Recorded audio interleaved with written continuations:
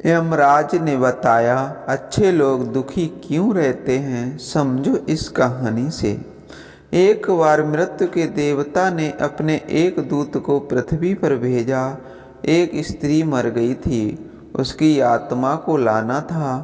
आदेश पाकर देवदूत आया, लेकिन वहां जाकर वह बेहद चिंता में पड़ गया, क्योंकि 3 छोटी छोटी लड़कियां, वो भी जुड़वा, एक अभी भी उस मृत स्त्री के स्तन से लगी है, एक चीख रही है, पुकार रही है, एक रोते रोते सो गई है। उसके आंसू उसकी आंखों के पास सूख गए हैं। 3 छोटी जुड़वा बच्चियां बेसुध और स्त्री मर गई है, कोई देखने वाला नहीं है। पति पहले मर चुका था, परिवार में और कोई भी नहीं था है। इन 3 छोटी बच्चियों का क्या होगा? उस देवदूत को जब यह ख्याल आ गया तो वह बेहद दुखी मन से खाली हाथ वापस लौट गया और बिना उस स्त्री की आत्मा को लिए ही अपने धाम पहुंच गया। उसने जाकर अपने प्रधान देवता से कहा कि मैं ना ला सका उस स्त्री की आत्मा, मुझे क्षमा करें। लेकिन आपको वर्तमान स्थिति का पता हो ही नहीं है। 3 जुड़वा मासूम बच्चियां हैं, छोटी छोटी, दूध पीती। एक अभी भी मृत माँ के स्तन से लगी है, एक रोते रोते सो गई है, दूसरी अभी चीख पुकार रही है। हृदय मेरा ला ना सका। क्या यह नहीं हो सकता कि इस स्त्री को कुछ दिन और जीवन दान दे दिया जाए? कम से कम ये बेसहारा लड़कियां थोड़ी बड़ी हो जाएं, क्योंकि इस दुनिया में अब उन्हें कोई देखने वाला नहीं है। मृत्यु के देवता ने उसकी बातों को ध्यान से सुनकर गुस्से में कहा, अच्छा तो तुम बड़ा समझदार हो गया है। उस व्यक्ति से भी ज़्यादा जिसकी मर्जी से मौत होती है, जिसकी मर्जी से जीवन होता है, जो पूरी दुनिया का मालिक है, तो तूने अपने जीवन में आज पहला पाप कर दिया है और इसकी तुझे सज़ा मिलेगी। और सज़ा यह है कि तुझे पृथ्वी पर वापस चले जाना पड़ेगा और जब तक तू 3 बार अपनी मूर्खता पर ना हंस ले, तब तक वापस यहाँ ना आ सकेगा। वह देवदूत राजी हो गया दंड भोगने के लिए, लेकिन फिर भी उसे लगा कि सही तो मैं ही हूँ और तब अपनी मूर्खता पर हंसने का मौका कैसे आएगा। उसे लगा कि ये शायद असंभव है। उस देवदूत को वापस पृथ्वी पर फेंक दिया गया। वहीं पास में ही जहां देवदूत बेसुध पड़ा हुआ था, एक मोची सर्दियों के दिन करीब आने के कारण कुछ रुपए लेकर अपने बच्चों के लिए गर्म कपड़े और कंबल खरीदने शहर जा रहा था। उसने राह के किनारे एक नंगे आदमी को ही पड़े हुए ठंड में ठिठुरते देखा। यह नंगा आदमी वही देवदूत है जो पृथ्वी पर फेंक दिया गया था। उस मोची को देवदूत की हालत देखकर दया आ गई और उसने कुछ सोच विचार कर बजाय अपने बच्चों के लिए कपड़े खरीदने के उस देवदूत के लिए कंबल और कपड़े खरीद लिए। देवदूत के पास न खाने के लिए कुछ था और न ही रहने का कोई ठिकाना। उस पर तरस खाकर मोची ने कहा कि तुम मेरे साथ मेरे घर चलो और अगर तुम्हें देखकर मेरी पत्नी नाराज भी हो जाए तो बुरा मत मानना, क्योंकि बच्चों और परिवार के कपड़े खरीदने के लिए पैसे मैंने तुम पर खर्च कर दिए। इसे जानकर पत्नी जरूर नाराज होगी, लेकिन फिर सब कुछ दिनों के बाद ठीक हो जाएगा। उस देवदूत को अपने साथ लेकर मोची घर लौटा, लेकिन ना तो मोची को देवदूत की सच्चाई का पता था और ना ही उसकी पत्नी को। जैसे ही देवदूत को लेकर मोची घर में पहुंचा, उसकी पत्नी एकदम पागल हो गई, बहुत नाराज हुई, बहुत चीखी चिल्लाई। मोची के घर के माहौल को देखकर देवदूत पहली बार हंसा। उसे हंसते देख अचरज में मोची ने कहा, हंसते क्यों हो भाई, बात क्या है? देवदूत ने गंभीरता से कहा, मैं जब 3 बार हंस लूँगा तब सब बता दूँगा, लेकिन फिलहाल मुझसे कुछ मत पूछो। दरअसल देवदूत पहली बार इसलिए हंसा क्योंकि उसने देखा कि इस मोची की पत्नी को पता ही नहीं है कि मोची एक देवदूत को अपने घर लाया है, जिसके आते ही घर में हजारों खुशियाँ अपने आप आ जाएंगी और उनके सारे गम दूर हो जाएंगे। लेकिन आदमी देख ही कितनी दूर तक सकता है। पत्नी तो इतना ही देख पा रही है कि उसने एक कंबल और बच्चों के कपड़े नहीं खरीदे। जो खो गया है वह देख पा रही है, जो मिला है उसका उसे अंदाज़ा ही नहीं है। घर में देवदूत आ गया है, जिसके आते ही हजारों खुशियों के द्वार खुल जाएंगे, इसलिए देवदूत हंसा। उसे महसूस हुई अपनी मूर्खता, क्योंकि मोची की पत्नी अपने भविष्य को नहीं देख पा रही है जो उसके साथ होने वाला है।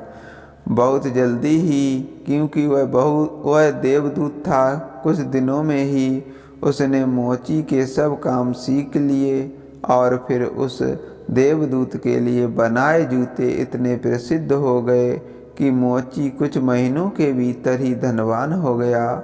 साल होते होते तो उसकी ख्याति सारे प्रदेश में पहुंच गई कि उस जैसा जूता बनाने वाला कोई भी नहीं, क्योंकि वह जूते देवदूत बनाता था जो बेहद खूबसूरत हुआ करते थे। सम्राटों और राजाओं के जूते वहां बनने आने लगे। मोची के घर धन की बरसात होने लगी।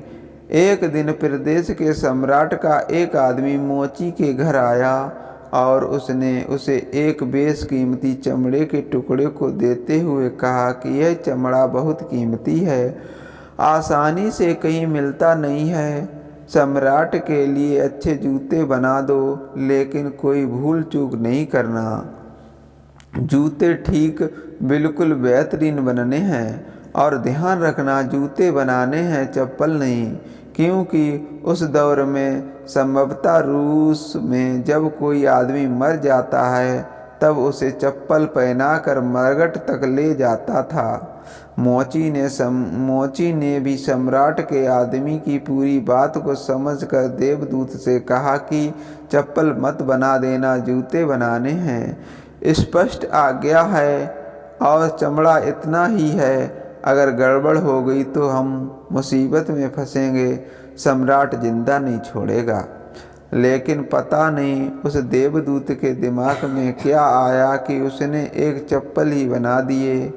बाद में जब मोची ने देखा कि चप्पल बने हैं तो वह क्रोध से आग बबूला हो गया।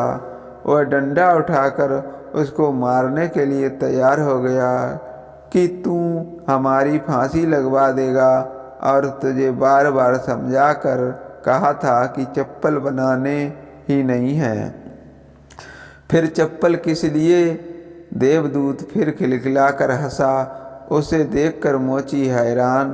तभी वही आदमी सम्राट के घर से दोबारा भागता हुआ गया। उसने कहा, जूते मत बनाना, चप्पल ही बनाना, क्योंकि सम्राट की अभी अभी मृत्यु हो गई है। भविष्य अज्ञात है, सिवाय ऊपर वाले के और किसी को ज्ञात नहीं, और नश्वर आदमी तो अतीत के आधार पर निर्णय लेता है। सम्राट जिंदा था तो जूते चाहिए थे, मर गया तो चप्पल चाहिए।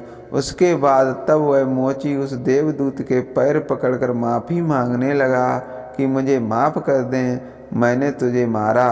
देवदूत ने कहा, कोई बात नहीं है, मैं अपना दंड भोग रहा हूँ, इसमें तुम्हारी कोई गलती नहीं। लेकिन वह देवदूत आज दोबारा हंसा था। मोची ने फिर पूछा उसके हंसी का कारण। उसने फिर कहा कि जब मैं 3 बार हंस लूँगा तब बताऊँगा। दरअसल वो देवदूत दोबारा हंसा सिर्फ इसलिए कि भविष्य किसी को ज्ञात नहीं है। फिर भी लोग असीमित आकांक्षाएं, ईर्ष्या, घृणा, दोष रखते हैं जो कि पूरी तरह व्यर्थ है। फिजूल की लालसा व लोभ करते हैं जो कि अभी पूरी नहीं होती। हम याचक की तरह मांगते हैं जो कभी नहीं मिलता, क्योंकि कुछ और ही मिलना तय है। हमसे बिना पूछे हमारी नीयत घूम रही है और हमें व्यर्थ ही बीच में शोरगुल मचाते हैं, चिंता करते हैं, परेशान होते हैं। चाहिए चप्पल और हम जूते बनवाते हैं। मरने का जब वक्त करीब आ रहा है तब जिंदगी का हम हंगामेदार योजना करते हैं। सिर्फ वर्तमान समय ही हमारा है, लेकिन हम भूत और भविष्य के बारे में दिन रात सोचकर बेमतलब की चिंता में मरे जा रहे हैं। अब उस देवदूत को लगने लगा कि वे बच्चियां, मुझे क्या पता भविष्य उनका क्या होने वाला है। मैं बेमतलब का उनके बीच में आया, क्योंकि होनी तो बहुत पहले से तय है। कुछ दिनों के बाद तीसरी घटना घटी कि एक दिन 3 लड़कियां उस मोची के यहाँ पहुंची। उन तीनों लड़कियों की शादी हो रही थी, इसलिए वे तीनों अपने लिए जूते के आर्डर देने वहाँ गई थीं। एक बूढ़ी महिला भी उनके साथ आई थी, जो बहुत अमीर दिख रही थी। देवदूत उन्हें देखकर पहचान गया। ये वही 3 लड़कियां हैं जिनको वह उनके मृत माँ के पास छोड़ आया था और जिनकी वजह से वह दंड भोग रहा है। वे सब वर्तमान में बहुत स्वस्थ और सुंदर दिख रही हैं। उसने जानना चाहा कि क्या हुआ, उनके साथ यह बूढ़ी औरत कौन है। अब बूढ़ी औरत ने सब कुछ बताना शुरू किया। उसने कहा, ये 3 बच्चियां मेरी नहीं हैं। इनके जन्म के दौरान भूख और अभाव के कारण माँ के शरीर में दूध नहीं था और ये 3 बच्चियां जुड़वा, इनकी माँ इन्हें दूध पिलाते पिलाते ही मर गई। जब मैंने इन्हें देखा तो मुझे इन अनाथ बच्चियों पर दया आ गई। मेरे कोई बच्चे नहीं थे, इसलिए मैंने इन तीनों बच्चियों को गोद ले लिया। बूढ़ी महिला ने अपनी बात को आगे बढ़ाई और कहा कि अगर आज भगवान की कृपा से इनकी माँ जिंदा रहती तो भी शायद ये तीनों बच्चियाँ गरीबी, भूख, दीनता और दरिद्रता में बड़ी होती। माँ दुर्भाग्यवश भले ही मर गई हो, फिर भी ये तीनों बच्चियाँ बहुत बड़े धन वैभव व संपदा में पली और अब मेरे बाद सारी संपदा की ये ही 3 मालकिन हैं। फिलहाल इन तीनों का एक सम्राट के परिवार में विवाह हो रहा है। देवदूत फिर तीसरी बार हंसा और विस्तार से मोची को उसने पूरी घटना बताई। उसने कहा, भूल मेरी थी, नीयत बड़ी है और हम उतना ही देख पाते हैं जितनी समझ है, लेकिन जो कभी नहीं देख पाते बहुत बृहद विस्तार है। उसका मैं अपनी मूर्खता पर 3 बार हंस लिया हूँ। अब मेरा दंड पूरा हो गया और अब वापस जा रहा हूँ। उसके बाद देवदूत को अपनी गलती का एहसास हुआ और वह वापस अपने धाम लौट गया। दोस्तों, वीडियो आपको कैसा लगा कमेंट में ज़रूर बताएं। साथ ही वीडियो को सब्सक्राइब और लाइक करना ना भूलें। थैंक यू, धन्यवाद।